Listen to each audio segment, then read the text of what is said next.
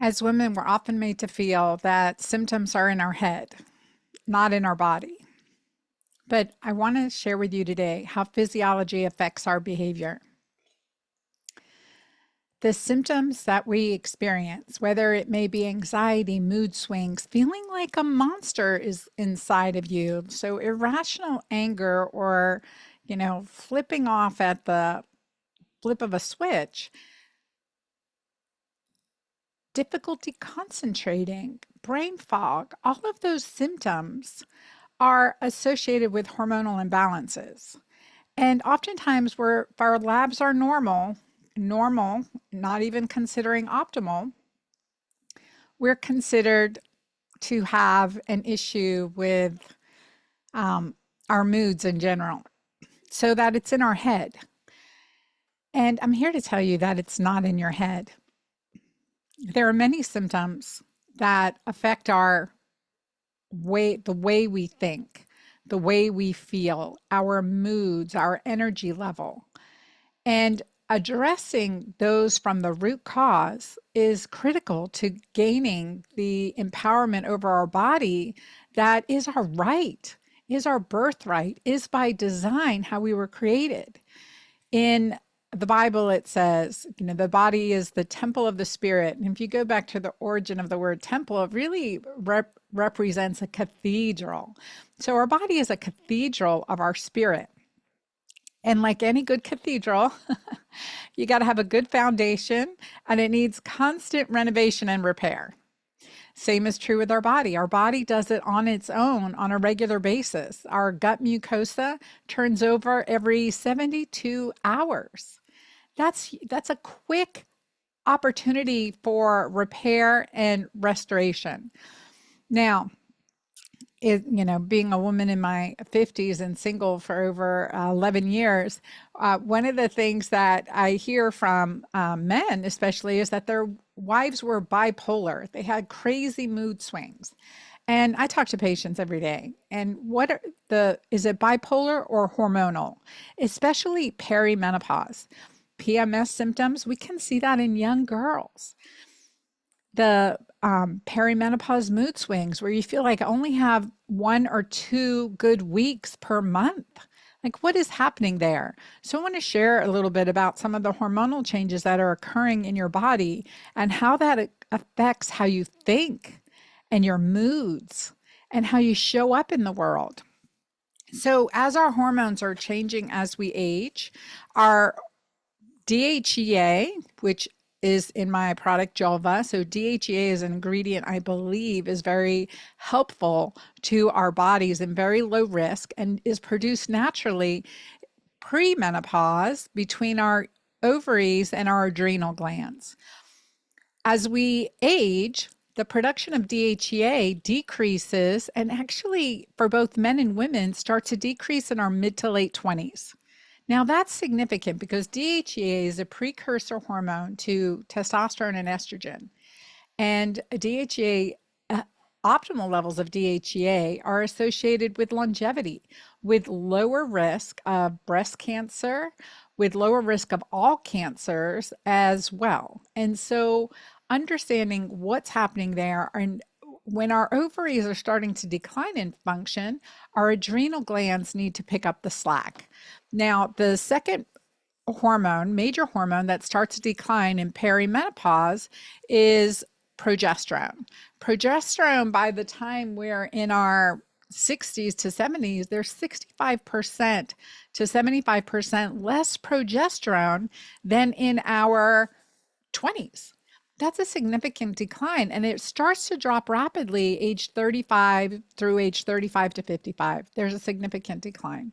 So what does that mean? Well, first, progesterone is a hormone that is neuroprotective. It protects the brain, it protects the bones, and protects the breast. So we're talking bioidentical progesterone that our body's making or that we're receiving from an exogenous source. So a cream, a lotion, a bioidentical prescription pill. So progesterone has been shown to have all these neuroprotective effects, and it's a top hormone. It's a top level hormone. So from cholesterol, we make progesterone and pregnenolone. Another reason not to drop your cholesterol too low, because it's, again, precursor to making progesterone and all our other sex hormones. So progesterone has been shown to be supportive of memory, to be helpful in recovery for PTSD, to help us get a good night's sleep, restorative night's sleep. And when we look at research that looked at progesterone versus progestins, synthetic progestins, for example, in Provera, or many of the combination HRT prescriptions, or in birth control pills, those are progestins. And we know that those are associated with an increased risk of breast cancer, can cause weight gain and swelling and brain fog and heart problems. So we want to avoid synthetic progestins to the best of our ability, but bioidentical progesterone in research published in 2008 by Dr. Fournier out of France looked at an 88,000. So it was a multi-center trial that looked at 88,000 women in menopause and beyond who were on a bioidentical progesterone versus a progestin. And what they found is no increased risk of breast cancer in those clients. However, a significant increased risk if you were on a progestin. So like Provera. And we saw the same thing happen in the Women's Health Initiative study, which was halted emergently in 2002.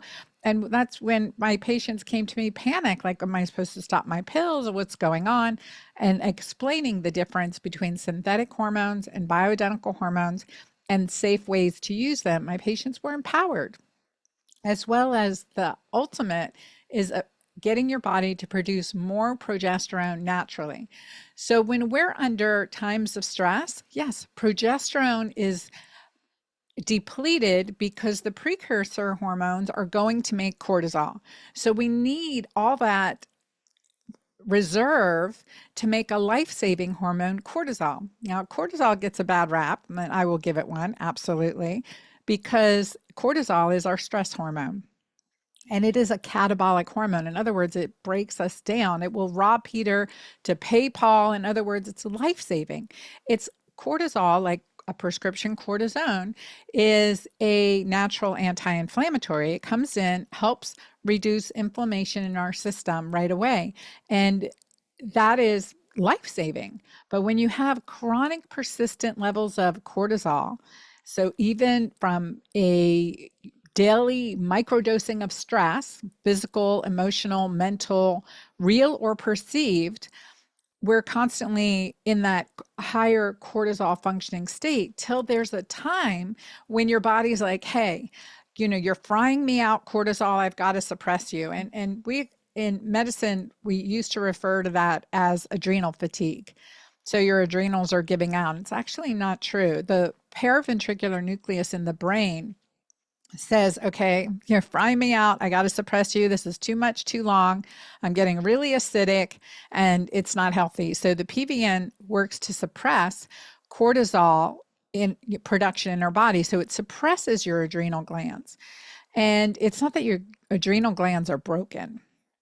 So we call that adrenal dysfunction. When you're in this state of whether too high, too low cortisol, you're not in a balanced state. In other words, in the morning, cortisol should be high because it's designed to wake you up, keep us alert, what's going on, get things done first thing in the morning. And then midday, it starts to, like around noon, it starts to decline. And by evening, when you're ready for bed, your cortisol is really low. For those who have suppressed cortisol, it's low all day and you're exhausted. You're in, you just have fatigue, you have aches and pains and more inflammation in your body typically. So what do we do? First of all, we want to keep the adrenal strong and healthy and understand when this is happening, there's less resilience, less reserve, less of a gatekeeper within our physiology. You're losing progesterone. That's the cool, calm, collected hormone. Progesterone helps to support our neurotransmitter GABA. And if you think of how GABA works in our body, it's kind of like the rock group ABBA and think of the musical. I always like to think of the musical Mamma Mia, and it's like, oh, this is great. Life is good. You're getting good night's sleep. You're thinking well. Your brain's clear, and so it's producing GABA. You're getting a good night's sleep. All of those good things. And when cortisol's up, you're depleting that progesterone. So this is a very common way that our physiology is affecting our mood, our ability to think, our behavior. And it's all within our power to help support that and to help heal from that. And I see it all the day because I will test and look at a woman's cortisol or a man's throughout the day and see what their cortisol curve looks like, which is closely related to our circadian rhythm. And if you've heard that term before, circadian rhythm is our body's internal clock on a daily basis and how it shifts and adjusts, not just with cortisol, but with other hormones as well throughout the day, with our body temperature, with our neurotransmitters, with our body's natural reproductive hormones, are all on a clock system. So we got to keep that clock healthy. And when we're constantly in front of blue light or we have stress, everyday real perceived post-traumatic stress, and our progesterone levels start to decline, we enter what's really a perfect storm. We're in our perfect storm, and it feels like anxiety, mood swings, irritability, brain fog, difficulty concentrating, difficulty sleeping, not feeling rested throughout the day. And we have to address those issues. Then you feel balanced as little as 2 weeks. And I know it's 16 days really, but in as little as 10 days, you can start to feel significantly improved. According to our research and our clients who do keto-green 16, at the end of 16 days, 90% have a significant, over 80 to 90% reduction in symptoms. Just 16 days. Our body is powerful. And I mean, it just makes all the difference in the world. And also think about what else progesterone does. Progesterone helps to support GABA, neurotransmitter of calm and ease, and it also helps keep tryptophan active. Again, this is one of our mother hormones. It keeps tryptophan active, and tryptophan is a precursor to 5-hydroxytryptophan, which is needed to make serotonin in our body. Serotonin is our anti-anxiety hormone. And if we also are declining levels of estrogen at the same time or greatly fluctuating levels of estrogen, we start to feel more anxiety. So between a drop in progesterone and drop in estrogen causing a decline in GABA neurotransmitter as well as a serotonin neurotransmitter, you're kind of not feeling like yourself. And it's worse in the premenstrually, it's worse. Those symptoms can be aggravated where clients feel like they don't have, 1 or 2 good weeks per month, that they're really struggling. And I've recognized this, and let me just say that from serotonin, we go on to make melatonin. Our melatonin is metabolized from serotonin. So what does that mean? When your progesterone levels start to decline, your estrogen starts to decline, you're making less melatonin. You're getting less of a good night's sleep. So it's a combination of things that are happening. So as I look at this and I study these different pathways, I look at, okay, well, what do we need to do to fix this? We need to support our adrenal glands. We need to decrease inflammation. We need to balance our hormones. And balance means different things to different people. We want that fluctuations. When I put someone on a SSRI, a anti-anxiety medication, they often feel somewhat better, but they feel flatlined. They don't have the ups and they don't have the downs as significantly. So we want to experience life's ups and downs. So Khalil Gibran wrote in his Hallmark book, The Prophet, says that our sorrow is a reflection, and I'm paraphrasing, our sorrow is a reflection of the deep love and joy that we once felt with that person. And in grief, that was so comforting to me. That statement is so comforting to me to remember that my deep wells of sorrow, my deep wells of grief are a reflection of the immense joy and immense love I've had in my life, and specifically with the person I lost. So remembering that, it can be very therapeutic too. So what we want to do beyond keep the adrenals healthy. Well, first, how do we keep the adrenals healthy? And I have done some podcast on this, so I encourage you to check back. And also in the Hormone Fix, I write about this. But keeping the adrenals healthy is focusing on that good night's sleep, decreasing inflammatory foods in your diet so you're not having to push out all this cortisol and anti-inflammatory hormone, and you keep glucose nice and stable. Ooh, that goes a long way to keeping your mood stable and healthy. And you support the adrenals with nutrients. So foods like my favorite, my kefta and tabbouleh. So with parsley, onions that help with glucuronidation and sulfation and help our body detox. And parsley is rich in methylators, plus it's a natural diuretic food. It's one of my favorite medicinal foods. So so kefta and tabbouleh, any really my keto-green recipes are a good place to start with those anti-inflammatory foods and herbs and spices and nutrients. And the other thing is vitamin C. Our body will pour through vitamin C in like 80% of our stores of vitamin C in 2 weeks of extreme stress. In 2 weeks, and if not sooner. The other thing to support our adrenal glands are B vitamins. And you got to be careful when you take B vitamins. You can definitely go to my website, dranna.com, and look at the gold standard in my multivitamin packs. You'll see the methylated methylated folate, the activated forms of all the B vitamins, such as pyridoxal 5-phosphate, and our B6 vitamin, our B12s, biotin, etc., riboflavin, all of those important B vitamins, B3, B5, specifically to support the adrenal glands and your cortisol production, are very, very beneficial. So I'll often start a client on a very high quality B vitamin or multivitamin that has minerals also to support you, such as magnesium. Magnesium is supportive and is a key catalyst, a key functioning mineral in over 200 processes within our body. So want to keep those levels healthy. And I was just checking a person's red blood cell magnesium who had been having difficulty sleeping, high anxiety, and her red blood cell magnesium was significantly low. And it may be normal on labs, but over 5 is optimal. So hers was 3.8. So I knew just by supplementing with magnesium that was going to help her. And then again, mineral rich food, organic foods, and to decrease the stress load on her body.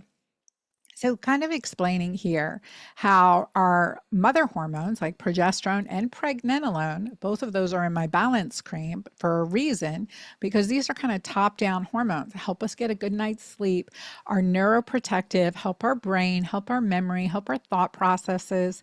And even just by getting a good night's sleep, we feel better, and it gives our body the opportunity to rest and restore. And that's a powerful healing prescription. So I often start there. Now, additionally, to help support the adrenal glands, maca. Maca is an adrenal adaptogenic root. It has, oh my gosh, it has so many good research studies that look at maca and look at the function on our adrenal glands as well as our other hormones. Maca has been shown to reduce hot flashes, to improve sexual desire, decrease all the associated symptoms of sexual dysfunction, improve mood and memory, and be immunosupportive. It's often used in people with altitude sickness. It's a great, it was a great supplement to use during the pandemic, and supports our immune system, so we want to support it. Now, maca being an adaptogen, what that means is in times of in overdrive or underdrive, maca comes in and supports your bucket, so to speak. If you think of, you're constantly need to refill your bucket, but if it's got big holes in the bottom of the bucket, you're on a constant battle. And I know from talking to many women and through my own experience, it can feel that way. Other adaptogens that I also included in Mighty Maca Plus, I say my healing journey in a can from foods I learned around the world, and other adaptogens that are amazing is turmeric. Turmeric is that yellow herb or spice that has been used in medicinal and traditional medicines for years. It's good for anti-inflammatory. It supports mood and memory. And, I mean, that's a lot right there. It also supports the immune system. And the way it works as an anti-inflammatory is in multiple inflammatory cascades in our body. So it really helps support our body's natural anti-inflammatory response. Another one of my favorites is quercetin. You heard a lot about this during the pandemic too. Quercetin is a precursor to CoQ10, which is necessary for ATP production. That means our energy production. And when we have low CoQ10, we can have heart failure, heart disease, fatigue, slower metabolism, and rapid aging. So quercetin is a big part of the healing herbs that I like to include in my, or nutrients, supplements that I like to include. So that's why I combined it in there. Another one, a fourth one is resveratrol. So you have maca, turmeric, quercetin, resveratrol, and so many more that can help us. Grapeseed extract, different fruits like mangosteen, acerola. The acerola is a cherry-sized fruit, and it has 10 times as much vitamin C than an orange. So also a medicinal food, and also I put that in Mighty Maca. The combination, what we've seen clinically, as an improvement in your body's natural production of progesterone, and an improvement in 2 to 3 months on 2 to 3 scoops per day of 70 to almost 200% increase in your body's natural production of DHEA sulfate. So DHEA, again, is one of the hormones from the adrenal glands and the ovaries. It's that first precursor to testosterone and estrogen production. And it's that, again, I would say resilience hormone.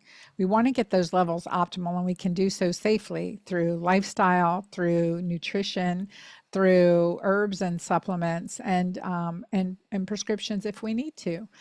So understanding how our hormones are shifting at the same time as our mood swings. So in perimenopause, we can experience a huge increase in symptoms, such as all the symptoms I've mentioned already: brain fog, mood swings, irregular menstrual cycles, insomnia, low sex drive.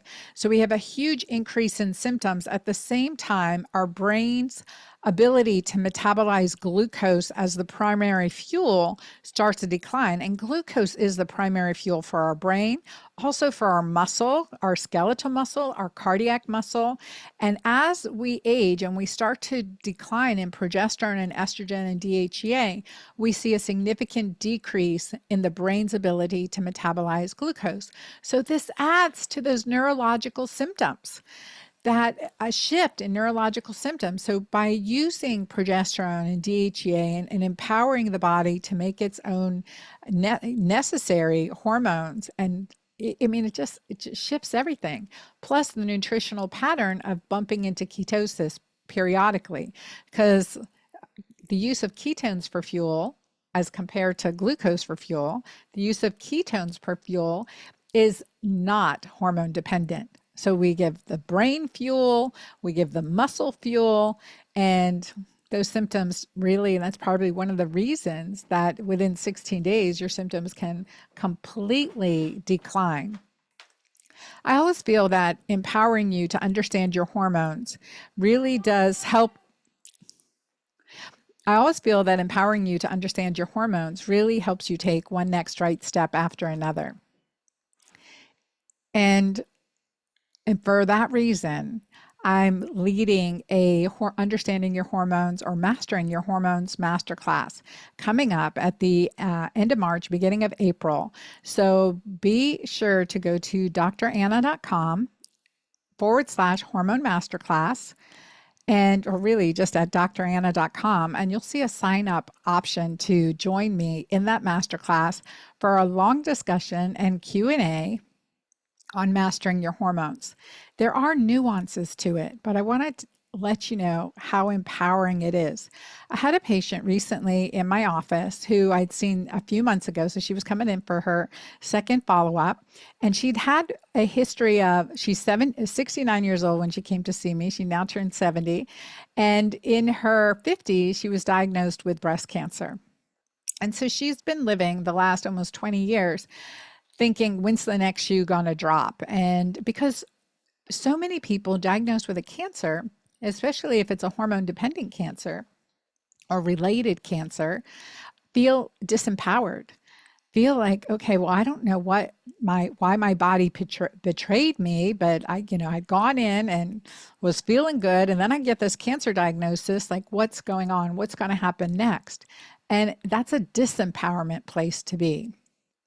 And so when I worked with her through I have all my clients, my patients read my book, The Hormone Fix, that gives a lot of information in that one book that I really want every woman to know and understand.